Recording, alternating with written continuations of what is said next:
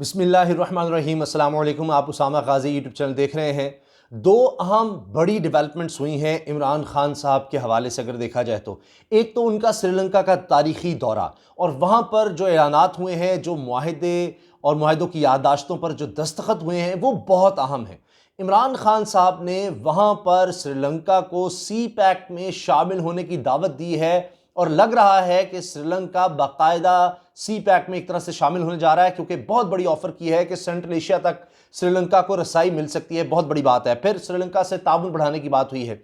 अब ये दौरा इस तनाजुर में बड़ा अहम है कि मियां नवाज शरीफ के दौरे हुकूमत में 2015 में नरेंद्र मोदी ने श्रीलंका का दौरा किया था और अब श्रीलंका के ताल्लुकात भारत से कशीदा हो चुके हैं पिछले कुछ अरसे में, और उसकी वजूहात भी मैं आपको बताऊंगा। अब देखिए कि इमरान खान साहब के दौरे के बारे में श्रीलंका की प्रेस में क्या लिखा जा रहा है वो ज़रा आप देखिए। कार्टून क्या बनाए जा रहे हैं ये देखें कि श्रीलंका में इमरान खान आए हैं और जनाब ये रेड कारपेट पर उनको इस्तकबाल किया जा रहा है और नीचे देखिए नरेंद्र मोदी जो है वो लेटा हुआ है और उसके ऊपर से रेड कारपेट गुजरा है। यानी श्रीलंका का प्रेस ये कह रहा है, श्रीलंका के अखबारात ये कह रहे हैं कि ये मोदी की शामत है, मोदी दफन हो गया और उसकी सियासत दफन हो गई है श्रीलंका में, और अब ये इमरान खान का दौरा आ रहा है, पाकिस्तान का दौरा आ रहा है कि उस पर चलकर यानी उसके ऊपर से गुजरकर पाकिस्तान आ रहा है। तो ये किस तनाजुर में श्रीलंका की प्रेस में ये सब कहा जा रहा है। बीबीसी भी इस को छाप रहा है, आप देख सकते हैं। अच्छा, इसका तनाजुर कि कितने बड़े धचके लगे हैं श्रीलंका में भारत को इससे, वो मैं आपको बताऊंगा। वो खबर पूरी मेरे पास है, बीबीसी ने इस पर बहुत ज़्यादा तफसील से छापा भी है। अच्छा, दूसरा बड़ा महाज जिस पर इमरान खान साहब ने बहुत बड़ा डिसीजन ले लिया है, बहुत बड़ी बात है, और इसको जो उनके शदीद तरीन मुखालफीन हैं, चाहे वो साफ़ी हों, दानश्वर हों, वो भी इसको सराह रहे हैं कि इमरान खान साहब ने बहुत बड़ा ऐलान कर दिया है, कमाल कर दिया है। हल्का NA 75 डस्का में जो इलेक्शन हुआ और मुतनाज़ा हो गया, उसका मैं आपको सारा अहवाल बताऊंगा कि चीफ इलेक्शन कमिश्नर की सरबराही में जो 5 रुकनी बेंच है उसने समात की, मुस्लिम लीग नून की उम्मीदवार नुशीन इफ्तिखार की दरखास्त पर उसमें क्या हुआ, रिटर्निंग अफसर ने क्या कहा, क्या होता रहा, राबता नहीं हुआ। उसमें रिटर्निंग अफसर ने जो बात कही कि 3:37 तक, रात 3:37 तक 337 पोलिंग स्टेशन के नतायज RMS में जमा हो चुके थे। और ये जब दरखास्त आई चीफ इलेक्शन कमिश्नर की जानिब से, जब पूछा गया कि रिटर्निंग अफसर से कि भाई ये क्या मामला है कि कब रिजल्ट लेट हुआ, क्यों हुआ, तो रिटर्निंग अफसर ने कहा कि जी 3:37 पर 337 पोलिंग स्टेशन के नताइज RMS में जमा हो चुके थे। 20 पोलिंग स्टेशन के नताइज नहीं मिल रहे थे। अब ये 20 पोलिंग स्टेशन का मामला है और नून लीग ने इसी पर एतराज उठाया था 20 पोलिंग स्टेशन पर कि यहाँ गफला हो गया है, यहाँ के जो प्रिजाइडिंग ऑफिसर हैं वो नहीं मिल रहे थे, वो गायब हो गए थे, ये हो गया, यहाँ पर धांधली की गई है। 337 का तो उनको नतीजा उस वक्त मिल गया था रात को ही। अब इस पर इमरान खान साहब ने ये ऑफर कर दी है, एक तरह से चैलेंज ही है कि इन पर आप दोबारा इलेक्शन करवा लें। NA 75 में जहां जहां नून लीग को लग रहा है जी धांधली, जो उन्होंने एहसन इकबाल ने भी कहा था जी ये 20 पोलिंग स्टेशन पर दोबारा होना चाहिए इलेक्शन, उस पर इमरान खान ने मान लिया है और कहा है कि जनाब जो यहां से उम्मीदवार हैं अली असजद तहरीक इंसाफ के, उनसे भी कहा है कि भाई यहां पर दोबारा इलेक्शन करवाने पर एतराज़ नहीं होना चाहिए और दोबारा इलेक्शन करवा लो। अब ये बहुत बड़ी ऑफर है, बहुत बड़ी ऑफर है, लेकिन अब ये नून लीग की तरफ से कहा जा रहा है नहीं जी कि पूरे हल्के में करवाया जाए सारे, यानी अभी बाकी जो 337 भी हैं यानी कुल बन जाते हैं 357 कि 357 के 357 पोलिंग स्टेशन पर दोबारा इलेक्शन करवाया जाए, जबकि 337 का पहले वो नतीजा मान रहे थे और 20 का वो नहीं मान रहे थे। बहरहाल अब ये इतनी बड़ी ऑफर है कि पहले आज तक नहीं हुआ। वो दौर भी था जब सिर्फ 4 हल्कों को खोलने का कहते थे इमरान खान साहब और फिर धरना तक हो गया और क्या कुछ हो गया, तो वो 4 हल्के नहीं खोले गए और वो मामला 5 साल तक स्टे पर ही चलता रहा और फिर नून लीग के लोगों ने वो टाइम भी पूरे कर लिए 5 साल, यानी वो स्टे पर ही चलते रहे और MNA रहे और मेंबर असम्बलियाँ रहे, वो भी एक लंबी कहानी है। लेकिन यहाँ तो अभी यूँ समझिए कि चंद दिन भी नहीं गुजरे थे कि इमरान खान साहब ने कह दिया कि जहाँ जहाँ ये कहते हैं जी धांधली हुई है, जहाँ जहाँ इनका एतराज़ है वहाँ पर दोबारा पोलिंग करवा दो। तो इतनी बड़ी ऑफर। बहरहाल इलेक्शन कमीशन अब इस चीज़ को देख रहा है, देखते हो क्या फैसला देता है, क्योंकि ज़्यादा अरसा ये चीज़ नहीं चलेगी और इलेक्शन कमीशन को अपना फैसला देना होगा कि वो इस बारे में क्या सोचता है, क्या दोबारा इलेक्शन होने हैं या ये 20 पोलिंग स्टेशन जिस पर दोनों पार्टीज़ कह रही हैं। इमरान खान ने भी कह दिया, तहरीक इंसाफ को कह दिया कि भाई करवा दो इन 20 पोलिंग स्टेशन पर, ये डस्का का जो इतना मुताज़ा हो गया। तो ये बहुत बड़ी ऑफर कर दिया अब उन्होंने।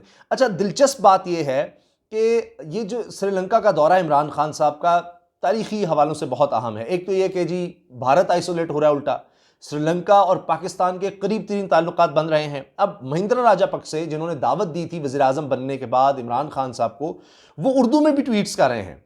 और बड़ी दिलचस्प बात है, इससे देखिए खुद अब श्रीलंका के वज़ीर आज़म जब उर्दू में ट्वीट कर रहे हैं तो इससे आप अंदाज़ा लगा सकते हैं कि जी वो किस तरह के ताल्लुकात पाकिस्तान से चाह रहे हैं और कितना करीब पाकिस्तान को समझ रहे हैं। अच्छा, तो ये महिंद्रा राजापक्से कह रहे हैं कि मैं वज़ीर आज़म पाकिस्तान जनाब इमरान खान साहब को श्रीलंका आमद पर खुशामदीद कहता हूँ और उम्मीद करता हूँ कि इनका ये श्रीलंका का दौरा दोनों ममालिक के माबैन ताल्लुकात को, बाहमी ताल्लुकात को फ़रोग़ देगा और दोनों मुल्कों के अवाम को एक दूसरे के मज़ीद करीब आने में मदद मिलेगी। श्रीलंका पाकिस्तान दोस्ती जिंदाबाद। अब ये वो श्रीलंका पाकिस्तान दोस्ती की भी बात कर रहे हैं, तो इससे लग रहा है कि जो सी पैक में शामिल होने की बात है और ऑफ़र कर रहे हैं श्रीलंका को, तो सेंट्रल एशिया तक आप जा सकते हैं, आए इस पर मिलकर काम करें, तो उस तरफ श्रीलंका बढ़ रहा है। एक और ट्वीट में कहते हैं कि मैं शुक्रगुजार हूँ इमरान खान का, और कुछ अर्सा कबल ही वज़ीर आज़म पाकिस्तान जनाब इमरान खान साहब के साथ बनी गाला में इनकी रहायशगाह पर दो तरफ़ा बातचीत का आगाज़ हुआ था। उम्मीद है कि अब इस पर मज़ीद पेशरफ्त होगी। तो इस तरह की ट्वीट्स उन्होंने किया। अच्छा, क्या क्या साइन हुआ है वो सुनिए। महिंद्रा राजापक्से कह रहे हैं कि बायलैटरल डिस्कशन के दौरान शाम में इमरान खान साहब के साथ हमारी ये डिस्कशन हुई और हमने अब बायलैटरल कोऑपरेशन और इकनॉमिक सेक्टर में एक दूसरे के ताउन को आगे बढ़ाने की बात की है, और इसमें हम trade, investment, science, technology, defence और एजुकेशन में हम आगे बढ़ेंगे। और हम शुक्रिया अदा करते हैं पाकिस्तान का कि हमने डिफरेंट फील्ड्स में अब पार्टनरशिप बढ़ा रहे हैं। स्पोर्ट्स हो, इसमें ट्रेनिंग फैसिलिटीज़ हों और पार्लियामेंट्री इंटरेक्शन है, ये सब बढ़ाएंगे। और MOUs जो साइन हुए हैं वो हैं जनाब मुख्तलिफ नौइयत के, जिनमें पाकिस्तान और श्रीलंका जो है अब वो मिलकर आगे बढ़ेंगे और तमाम शोबों में एक दूसरे के साथ ताउन करेंगे। अब इसमें ज़ाहिर है कि पाकिस्तान को बहुत फ़ायदा है, श्रीलंका एक लिहाज से पाकिस्तान पर डिपेंड करता है। इमरान खान साहब ने भी वहाँ पर जो मुश्तरका प्रेस कॉन्फ्रेंस की उसमें भी ये बात कही कि वो पहली दफ़ा टूर पर आए थे श्रीलंका, और उसके बाद फिर श्रीलंका को टेस्ट स्टेटस दिलाने में भी कोशिशें की। फिर जब श्रीलंका ने पाकिस्तान में वर्ल्ड कप जीता तो तब भी वो लम्हा उनको याद है। तो ये मामला बड़ी तेज़ी से आगे बढ़ रहे हैं, और साथ ये कि दहशतगर्दी के ख़िलाफ़ जंग में भी पाकिस्तान ने श्रीलंका का बहुत साथ दिया था, और पाकिस्तान और श्रीलंका दोनों ने दहशतगर्दी का सामना किया है और सियाहत को दोनों ममालिक में बड़ा नुकसान पहुंचा। तो अब वो कह रहे हैं कि पाकिस्तान में सियाहत के बहुत ज़्यादा मौक़े हैं, बुद्ध मत के बड़े आसार हैं यहाँ पर, तो इस हवाले से फैसिलिटीज़ दी जाएंगी, तो श्रीलंका से बहुत ज़्यादा लोग सियाहत के लिए भी आ सकते हैं। तो ये इमरान खान साहब का विजन नज़र आ रहा है कि अब श्रीलंका को भी साथ मिलाना है। आखिर में मैं चाह रहा हूँ वीडियो तवील ना हो जाए, तो मेन एक बहुत अहम बात मैं आपको बता दूँ। ये BBC ने ये चीज़ें छापी हैं कि अब किस तरह से भारत से श्रीलंका के कशीदा ताल्लुकात हो गए हैं।